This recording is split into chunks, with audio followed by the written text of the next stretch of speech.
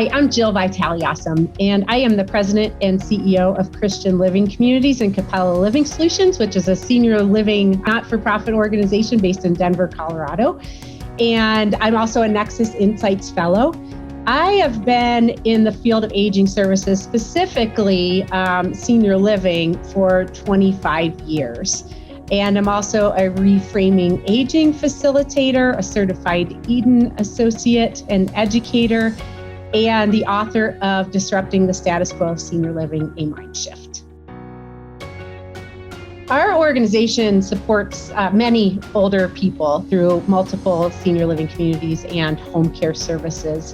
And we are really working to disrupt ageism in our communities, really the way we think about what it means to be older, the way we think about what it means to be older and living with dementia or living with frailty, and really transforming the culture and our operations around that. And my goal isn't just to have our organization to continue to be better, but to really impact the whole field.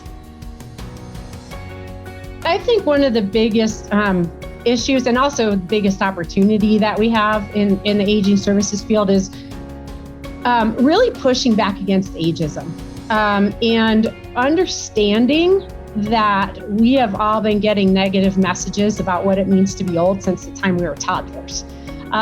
So those of us who design and operate senior living organizations are often doing that from this lens of most of the time, false notions of what it means to be older. And people that, when we are older ourselves, we have self-limiting beliefs because of everything we've been taught. This whole idea of ageism, this negative stereotyping of age and all these beliefs, it's impacting our ability to attract people to work in our communities and keep people wanting to stay in this field. So it's having a huge impact on our success in recruiting and retention. And then it's also really impacting, I think, the opportunity for the people that live in community to have a full, healthy, long life. There's a big focus on home and community-based services. And that is what the majority of people want, is to stay in their homes, which can be really good for some people.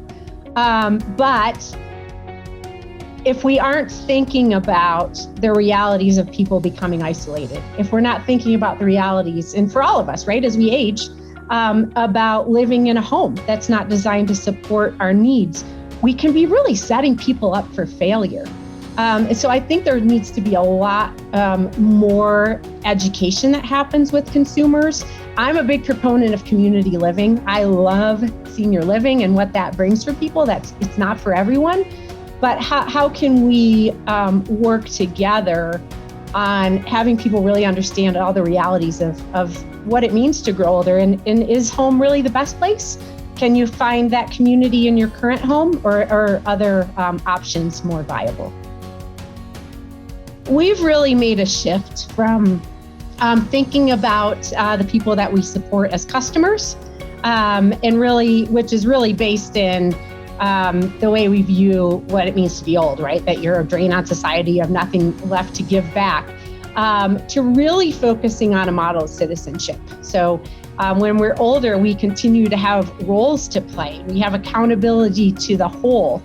We're a part of something bigger than just ourselves. So we focus a lot on that. We, instead of, talking to people about, here's all the things we'll do for you in our communities, we ask questions like, what are the gifts that you have and the passions that you have that you'll bring here to make this a better, stronger community? How can you help our surrounding community? And we also focus a lot on growth, which doesn't, in the traditional way of looking at things, doesn't happen so much. So often we focus on who people used to be.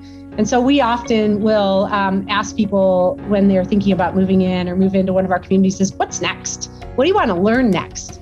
And what starts to happen is you reframe your questions and your conversations with people, and people will leave, say, a conversation like that, really thinking differently about what it means to be older. If I had magic powers, I would erase all of the things we have in our heads. about what it means to be older and what it means to live with dementia and what it means to live with frailty, and just erase all that, right? That's not possible. But I am encouraged that that ageism and ableism is becoming a topic of conversation. When you go to conferences these days, there is a lot being done and a lot of education happening. There's a lot of books out there and resources. And, you know, one of the things that excites me about that is so much of what we do and have done in this field, and again, I think we're making progress, is this whole idea of a senior living setting, of being this place where you come and put your feet up and never have to do anything again. And some people want that, right? But when you look at the evidence and all the research that's out there about what we need to live a long and healthy life, it is not a life of leisure. It's a life where you have meaningful purpose in your life. It's where you have true belonging and you really feel like you have deep and meaningful relationships. It's where you continue to grow and learn. And so really shifting and taking that evidence into account and rethinking everything that we're doing in that lens can really start to shift things and make a difference in our field. I also, you know, I think there are really great models out there where potentially, right, we've got this situation where we have a lot of older people that can't afford senior living. We've got an existing and even more of a looming staffing challenge with the population shifts that are happening.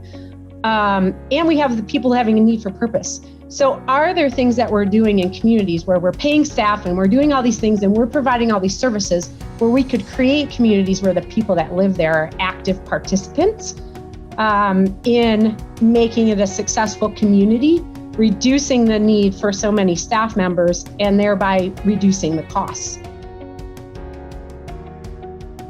Our CFO here at Christian Living Communities, his parents live at one of our communities, and his dad planted every bulb on campus. I mean, you go on this campus and it is gorgeous. He did all of that, right? And that's just a small example, but normally that's something you would pay a landscaping company to do or your team members to do.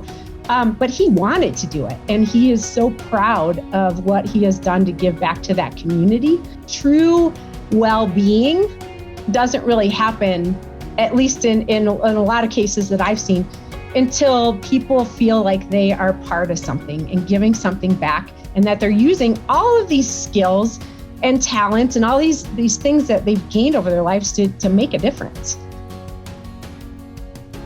I'm so excited to be a Nexus Insights Fellow. It is the best thinkers in our field getting together and looking at what's really going on and looking at opportunities and working together to come up with solutions to really move things forward.